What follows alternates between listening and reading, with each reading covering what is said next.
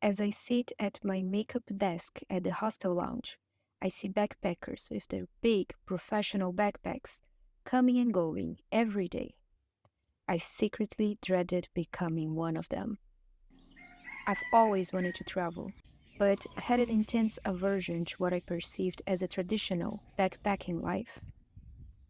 Something about carrying a huge weight on my back, mixed with the feeling that I'd be frantically running around, just didn't sit well with me. Before, I couldn't see different ways of traveling the world. I didn't know it was even possible. And doesn't that happen all the time in our lives? If we've never done something, don't know much about it, or haven't met experienced people in that subject, how are we expected to know that there are multiple ways to do it? It's like you've learned the steps to perform a task, and, not knowing there are other possibilities, keep believing that this is not only the best, but the only way to do it. So I've realized that when I find something that sparks my curiosity and persists in my heart and mind, I need to reach for more. I need to explore new information, to search inspiring examples, to talk to like minded people, or simply put it out there. For me, one of those things that made me feel a spark was listening to a story about someone traveling the world. I knew I wanted something in those lines, but not exactly the backpacking gap year experience I so often had heard of.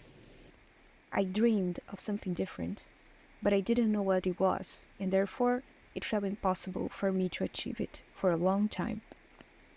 But that spark, as happens to many other interests, was alive in me for years, just waiting for a chance to come alive. I've read more books written by travelers, tried some blogs, vlogs, watched some YouTube channels. It still took some time to stumble upon something that really resonated with me, and that made me realize that there were other ways of seeing the world. I could cut out what I didn't want, try different paths, keep what really suited me, make it work for me instead of molding myself to make it work for someone else's frame. Let me be clear, I have nothing against backpackers, and this reflection is not about becoming a nomad.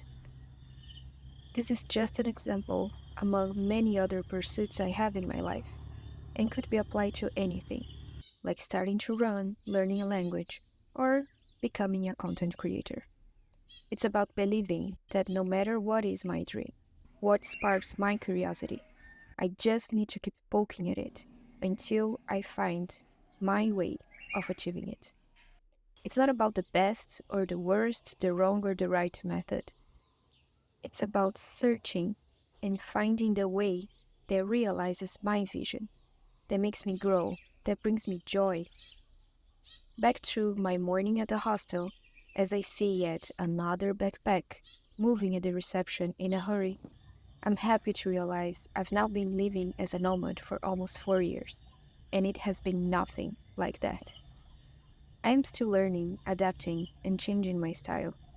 It has brought me some of the happiest moments of my life, and at some other times, it has made me feel like I'm running in circles.